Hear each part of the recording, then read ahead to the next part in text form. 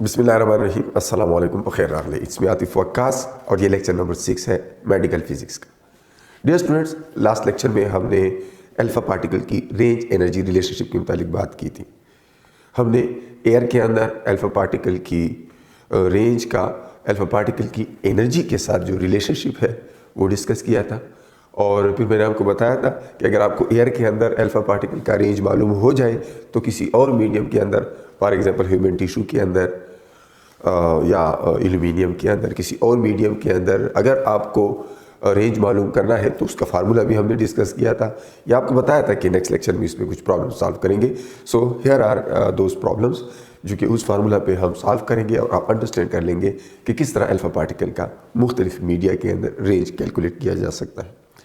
Question को अगर देखें तो उसमें कहते हैं what thickness of aluminium foil जिसकी डेंसिटी गिवन है 2.7 gram per cm cube is required to stop the alpha particles from polonium 210। तो चूंकि यहाँ पर लास्ट लेक्चर में मैंने ये ग्राफ बनाया था और अभी इसीलिए इसको इधर ही रहने दिया कि पोलोनियम 210 के अल्फा पार्टिकल्स की जो है इस प्रॉब्लम में हमें एनर्जी चाहिए होगी, तो वो इस ग्राफ से हमें मिल सकती है।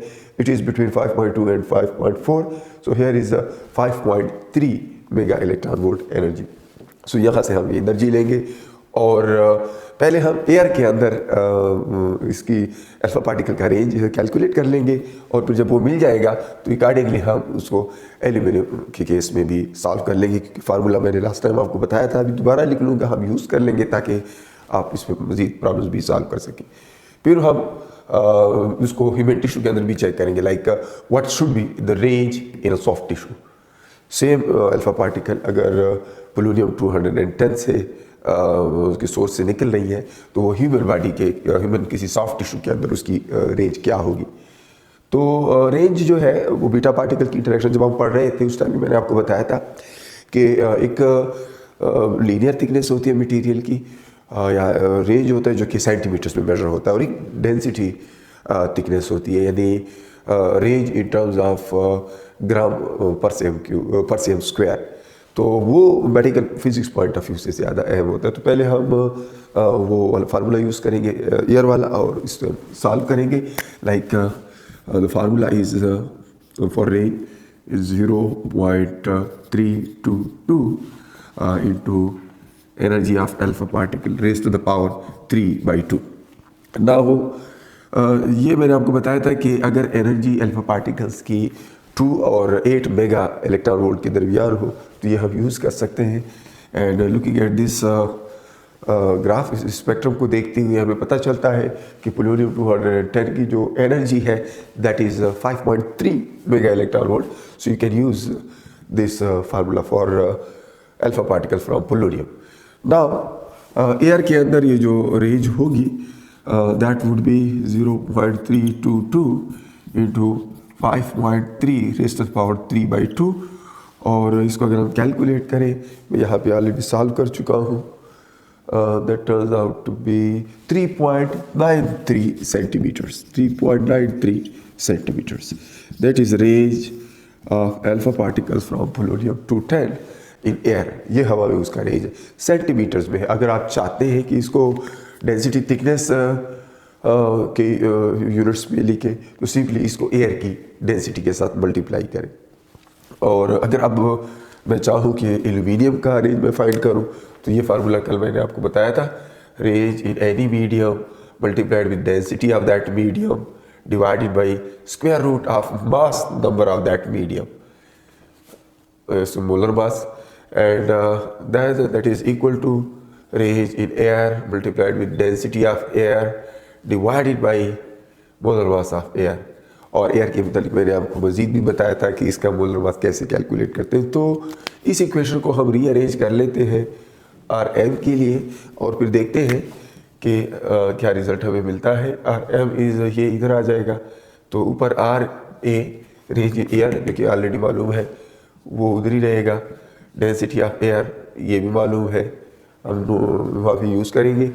फिर जो है ये मास नंबर का जो स्क्वायर रूट है ये ऊपर आ जाएगा, यहाँ पर हम मास यूज़ करेंगे, medium is aluminium. So aluminium का हम मास नंबर यहाँ पे यूज़ करेंगे डिवाइडेड बाय ये जो डेंसिटी है डिनोमिनेटर में आ जाएगी, क्योंकि ये दो चीज़ें उस साइड पे आके उल्टा हो जाएगी, हमारे पास डेंसिटी ऑफ मीडियम यानी डेंसिटी ऑफ एल्यूमिनियम आ जाएगी।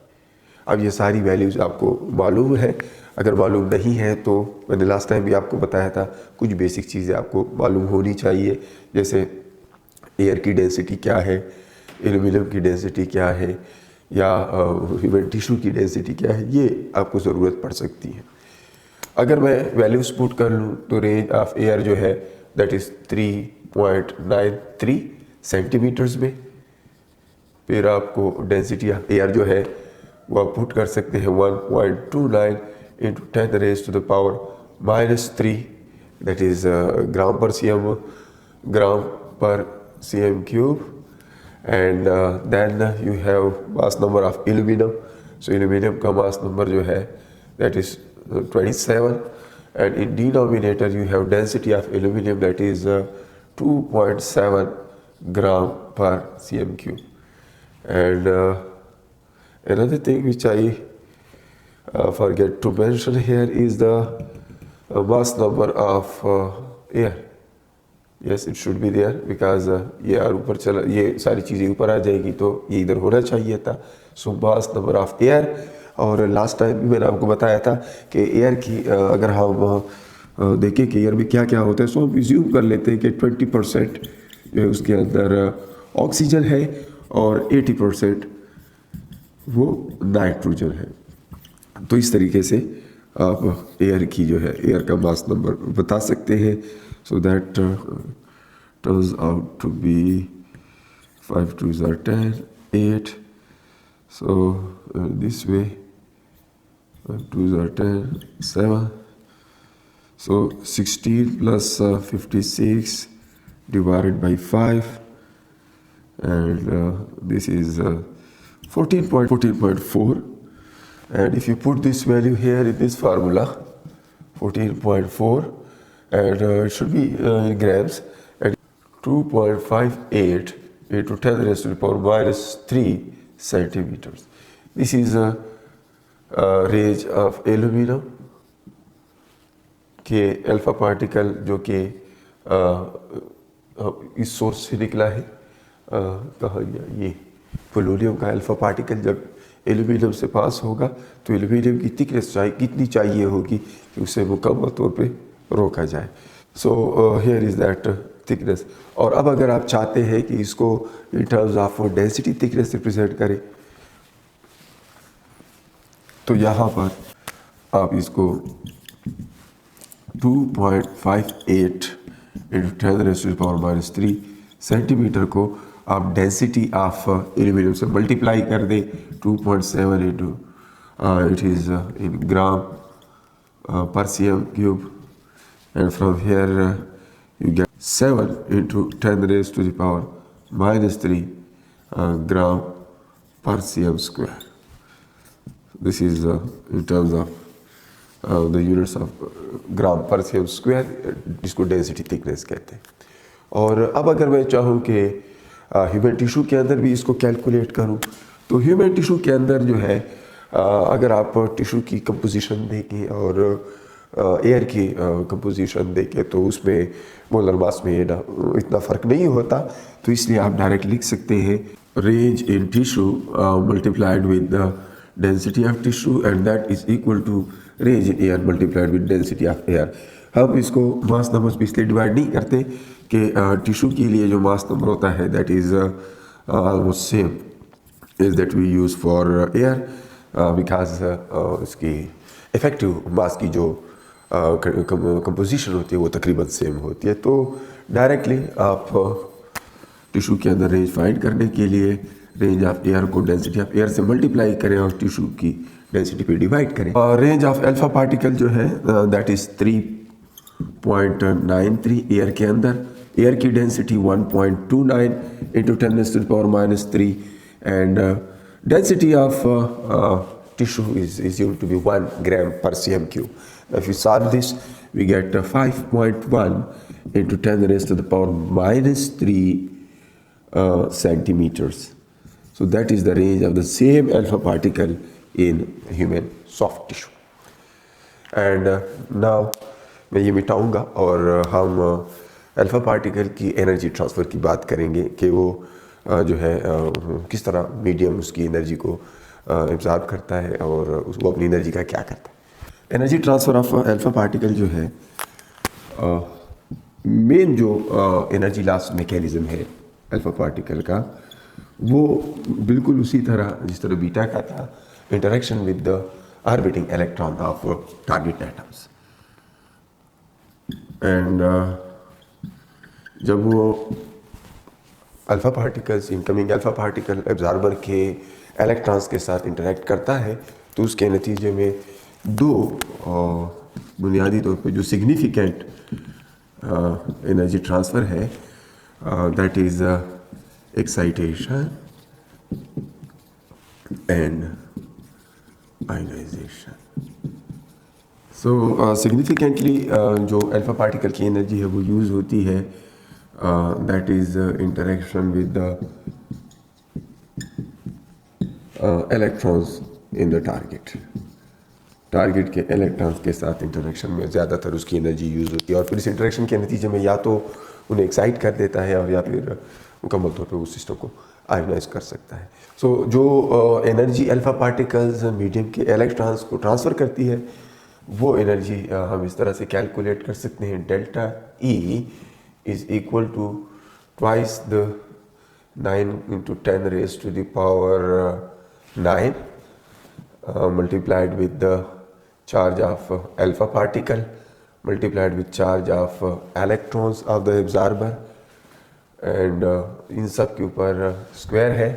डिनोमिनेटर में हमारे पास मास ऑफ इलेक्ट्रॉन है and then there is the distance of closest approach. ये वो डिस्टेंस है कि जिस डिस्टेंस तक इलेक्ट्रॉन और अल्फ़ा पार्टिकल जो है कोलिजन्स के वक्त जिस क्लोजेस्ट डिस्टेंस तक ये पहुँचे हैं, ये वो डिस्टेंस है। इसको डी से डिनोट कर रहा हूँ, so distance of closest approach. जब अल्फ़ा पार्टिकल पर बात करते हैं तो उस इलेक्ट्रॉन के कितना करीब आया है जो उसको एनर्जी ट्रांसफ़र कर रहा था। एंड इसके ऊपर स्क्वायर आएगा और साथ में square of that speed of alpha particles की उसकी जो स्पीड है उसका आपने स्क्वायर लेना है। So this is the energy that is transferred by alpha particle to the electrons of the absorbing medium. मैं आपको बता चुका हूँ Q is charge of alpha, that is 2e. You should know that charge is 2e, and E is elementary charge, that is charge of electron, and then M is mass of electron, and then D is the distance of closest approach, and then you have velocity, and that is the velocity of alpha particle. इसको इस distance को impact parameter भी कहा जाता है, impact parameter. So distance of closest approach यानी ionizing radiation और electron के दरमियान जो है कम से कम जो डिस्टेंस होता है ड्यूरिंग दैट इंटरेक्शन। और अब इस फार्मूला के ऊपर भी एक प्रॉब्लम सॉल्व कर लेते हैं। The problem is we have an alpha particle that is having energy 5.3 mega electron volt. It's from polonium 210 जो कि कुछ देर पहले हमने प्रॉब्लम में ऑलरेडी यूज़ किया है। ये उसकी एनर्जी है और ये किसी ऑक्सीजन मीडियम यहाँ पर हमारे पास ऑक्सीजन है और जब ऑक्सीजन के मालिक्यूल के अंदर से ये पास होता है उसकी आयोनाइजेशन पोटेंशियल गिवन है इस प्रॉब्लम में, that is 12.06 electron volt. The impact parameter D is given as 0.2 angstroms and अगर मैं इसको सिंप्लीफाई करना चाहूँ तो it is 2 × 10⁻⁹ centimetres. And then what is to be calculated इसमें क्या क्या कैलकुलेट करना है क्वेश्चन। कैलकुलेट ये करना है कि जी ये अल्फा पार्टिकल कितनी एनर्जी इलेक्ट्रॉन को ट्रांसफ़र करता है। तो एक तो डेल्टा ई फाइंड करना है, और दूसरा अगर तो ये एनर्जी मतलब इस आयनाइजेशन पोटेंशियल से ज़्यादा हुई तो फिर तो इसका मतलब ये है कि वो इलेक्ट्रॉन आयनाइज हो जाएगा, मतलब वो जो मीडियम है ऑक्सीजन वो आयनाइज हो जाएगा, इलेक्ट्रॉन कुछ काइनेटिक एनर्जी गेन कर लेगा। तो अगर इलेक्ट्रॉन रिलीज होते हैं तो उसकी काइनेटिक एनर्जी क्या होगी। अब ये दो प्रॉब्लम सॉल्व करें तो पहले तो हम ये डेल्टा ई फाइंड कर लेते हैं इस फार्मूला से। डेल्टा ई हो जाएगा 2 multiplied with the 9 × 10⁹ is Coulomb's constant times charge of alpha particle is 2 times 1.6 × 10⁻⁻19 Coulomb, या आप इसको E लिख सकते हैं। और इसके साथ we multiply the charge of an electron, here it is once again 1.6 × 10⁻⁻19 Coulomb, and then we take square, and in denominator we are having the mass of electron, that is 9.1 × 10⁻31, and then we have impact parameter, it is 2 × 10⁻9 in centimeters, and then we have square of velocity. Well, we do not have the square of velocity.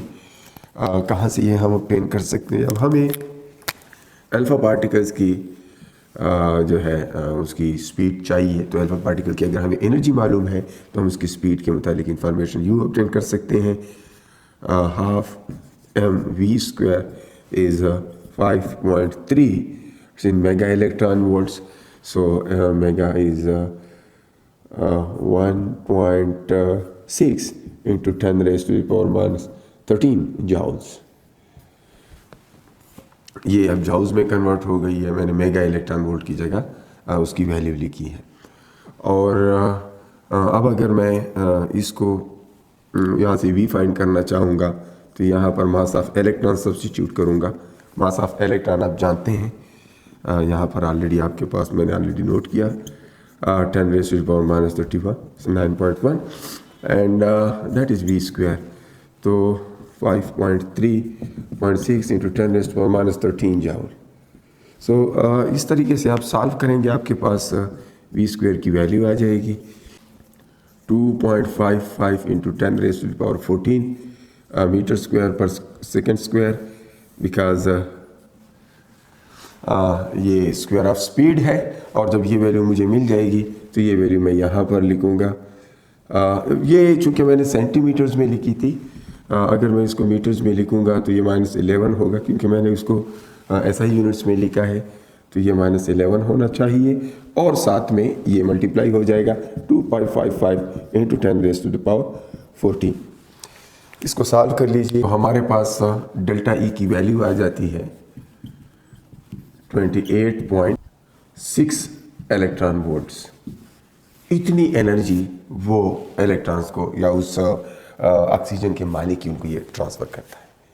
अब अगर ये इतनी energy transfer करता है तो हम जानते हैं काइनेटिक एनर्जी इससे जो बच जाएगी, फॉर एग्जांपल इसमें से 12.06 वो यूज़ हो जाएगी आयोनाइजेशन के लिए, और जो बच जाएगी वो इलेक्ट्रॉन की काइनेटिक एनर्जी होगी। So here we get kinetic energy of electron, that is del E -5. So 28.6 minus 12.06 and we get 16.54 electron volts. So that is the kinetic energy of the electron released in this process. अब हम कुछ और चीज़ें discuss करेंगे alpha particle की। अब हम alpha particle का एब्जॉर्प्शन कर्व जो है वो वंस अगेन डिस्कस करेंगे। लास्ट टाइम हमने रेंज और इंटेंसिटी के दरमियान का एक ग्राफ डिस्कस किया था। अब हम स्पेसिफिक आयनाइजेशन यानी number of ion pairs generated पर सेंटीमीटर, जब अल्फा पार्टिकल किसी मीडियम में ट्रेवल करता है पर सेंटीमीटर कितने आयन पेयर क्रिएट करता है, इसको स्पेसिफिक आयनाइजेशन कहते हैं। चूँकि अल्फा पार्टिकल की स्पेसिफिक आयनाइजेशन बहुत ज़्यादा है। दो मेन रीज़न है, हैवी है, चार्ज इसके ऊपर ज़्यादा है। इसकी वजह से ये स्लो जाता है। तो जब ये स्लो जाता है तो इंटरेक्शन के लिए इसको टाइम ज़्यादा मिलता है, इसलिए ये ज़्यादा आयोनाइजिंग है। स्पेसिफिक आयोनाइजेशन यानी पर सेंटीमीटर ये कितने एम्पियर्स बनाता है, अल्फ़ा की बहुत ज़्यादा है as compare to the other radiations.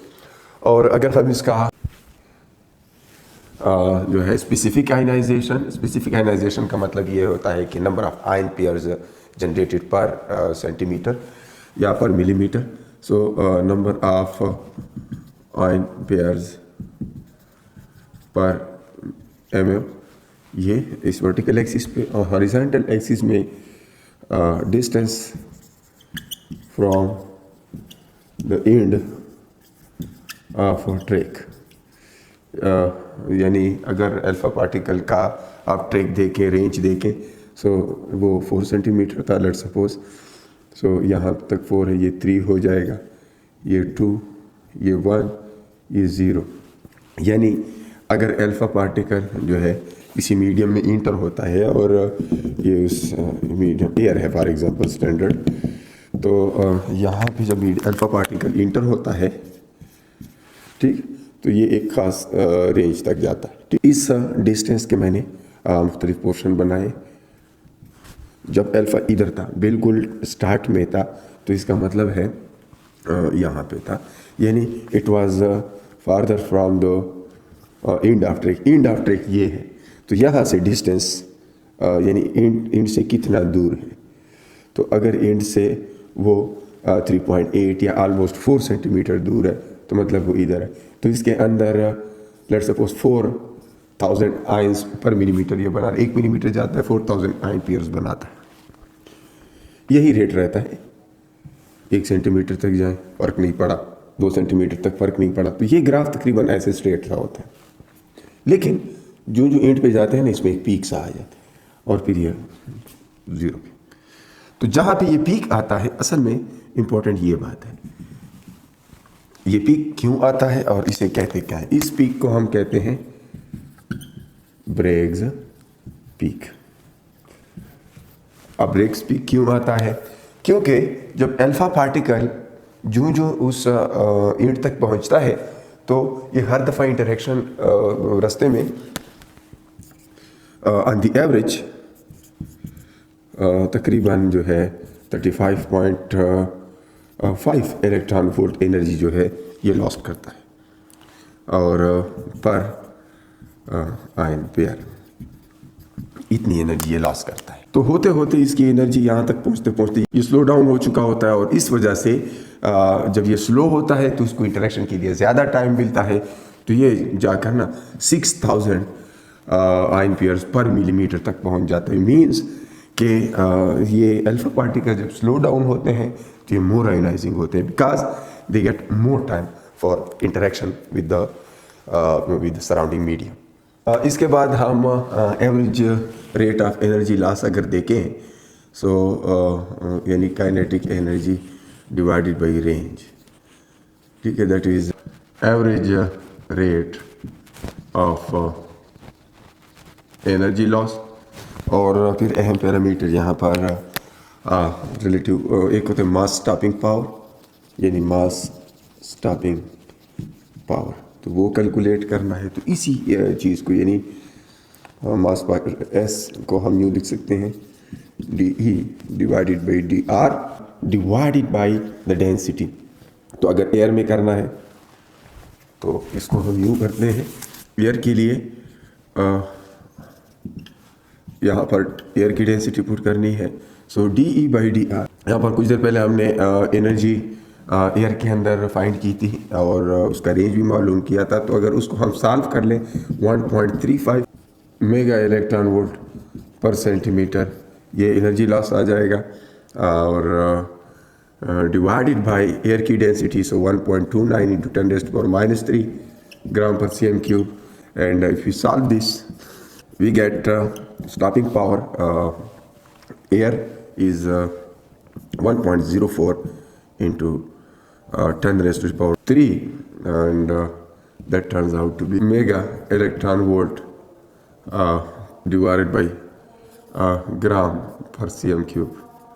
अगर आप टिश्यू में देखना चाहते हैं तो फिर टिश्यू के लिए ये होगा कि नहीं, इसके लिए हमने पहले DE/DR टिश्यू का कैलकुलेट करना है और उसको हमने टिश्यू की डेंसिटी पे डिवाइड करना है। DE/DR in case of tissue क्या आएगा, टिश्यू के लिए हमने DE कुछ देर पहले कैलकुलेट किया जो कि एनर्जी लॉस हुई, उसको डिवाइड करेंगे टिश्यू के अंदर जो रेंज है दैट इज़ 5.1, कुछ देर पहले हमने कैलकुलेट किया था, वो पुट कर लें तो हमारे पास 1.04 × 10⁻³ आता है ऊपर, और डिनोमिनेटर में 1 पुट करें, so once again we get the same thing divide by g/cm³ is we get for air. So अगर हम टिश्यू की देखें या एयर की देखें, दोनों सेम आती है, तो इसलिए अगर हम रिलेटिव थिकनेस देखना, रिलेटिव स्टॉपिंग पावर टिश्यू का एयर के साथ देखना चाहते हैं, so that turns out to be 1 because इन दोनों का रेशो यानी stopping power in tissue divided by stopping power air, that turns out to be 1। So that is their relative mass stopping powers, इसको हम कहते हैं मास स्टॉपिंग पावर। और इसके साथ मैं आपसे इजाज़त चाहूँगा। अल्लाह पामा।